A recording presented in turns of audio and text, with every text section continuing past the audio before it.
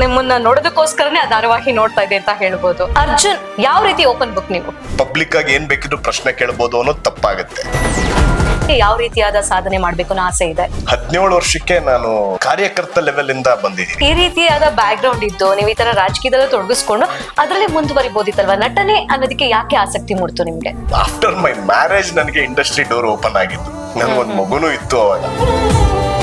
ಇವನ್ ಈ character suit ಆಗ್ತಾನೆ ಅಂತಾನೆ ಇಲ್ಲಿವರೆಗೂ ನನ್ನ ಜರ್ನಿಲ್ ನಾನು ಬಂದಿರೋದು ಹೊರತು ಯಾವತ್ತೂ ನಾನು ಯಾರ ಹತ್ರನಾದ್ರೂ ಹೋಗಿ ನನ್ಗೆ ಇದ್ರಲ್ಲಿ ಒಂದು ಅವಕಾಶ ಕೊಡಿ ಅಂತ ಇಲ್ಲಿವರೆಗೂ ಕೇಳಿರೋ ಉದಾಹರಣೆಗಳಿಲ್ಲ.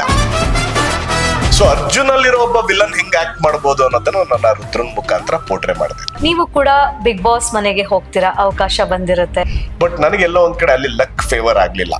ಬಿಗ್ ಬಾಸ್ ಅನ್ನೋದು ಏನ್ ಗೊತ್ತಾ, ನಿಮ್ಗೆ ಒಳಗಡೆ 24/7 ನಡೆಯುವಂತದನ್ನ ನೋಡಲ್ಲ. ನೀವು ಯಾವ ಒಂದು ಪಕ್ಷವನ್ನ ಬೆಂಬಲಿಸ್ತೀರಾ? ಪಾರ್ಟಿ ವಿಚಾರವಾಗಿ ನಾನು ಯಾರನ್ನು ಬೇರೆ ನನ್ನ ಫಾಲೋವರ್ಸ್ ಗಳನ್ನ ಮ್ಯಾನಿಪುಲೇಟ್ ಮಾಡೋದಾಗ್ಲಿ ಅಥವಾ ಇನ್ಫ್ಲೂಯೆನ್ಸ್ ಮಾಡೋದಾಗ್ಲಿ ಮಾಡಿಲ್ಲ.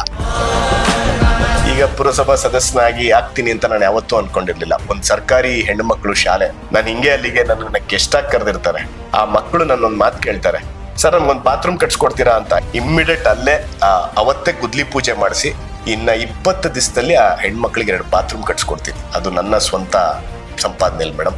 ನೀವು ನಟನೆ ಕ್ಷೇತ್ರದಲ್ಲಿ ಮುಂದುವರಿಬೇಕು ಅಂದ್ರೆ ನಿಮ್ಗೆ ಸ್ಫೂರ್ತಿ ಯಾರು ಸರ್? ಸಿನಿಮಾ ಇಂಡಸ್ಟ್ರಿಲಿ ನನಗೆ ಗಾಡ್ ಫಾದರ್ ಅಲ್ಲ, ಒಬ್ಬ ಅಣ್ಣ ಅಂತ ಯಾರಾದ್ರೂ ಇದ್ರೆ ಅದು ದರ್ಶನ್ ಸರ್. ನಂಗೊಂದು ತೊಟ್ಟು ವಿಷ ಕೊಟ್ಬಿಡಿ ಅನ್ನೋ ಲೆವೆಲ್ ಬಂದಿದ್ದಾರೆ ಮನುಷ್ಯ ಅಂದಾಗ. ಬಟ್ ಇದು ದರ್ಶನ್ ಅನ್ನೋ ಒಂದು ಹೆಸರಲ್ಲದೆ ಬೇರೆ ಯಾರಾದ್ರೂ ಆಗಿದ್ದಿದ್ರೆ ಇವತ್ತಿದಿಷ್ಟು ಲೈಮ್ ಲೈಟ್ ಆಗ್ತಿರ್ಲಿಲ್ಲ. ನಿಮ್ಮ ವೈವಾಹಿಕ ವಿಚಾರಕ್ಕೆ ಬಂದಾಗ ಇಬ್ಬರ ಹೆಂಡಿನ ಮುತ್ತಿನ ಗಂಟ ಜಡೆ ಸೇರಿದ್ರೆ ಜಗಳ ಜಾಸ್ತಿ ಅಂತ ಹೇಳ್ತಾರೆ. ನಿಮ್ ಮನೇಲಿ ಹೇಗೆ? ನನ್ನ ಜೀವನದಲ್ಲಿ ನಾನು ಮಾಡ್ಕೊಂಡಿದ್ದ ತಪ್ಪು ನಾನು ಸರಿಪಡಿಸ್ಕೊಂಡಿದ್ದೀನಿ. So that is my family.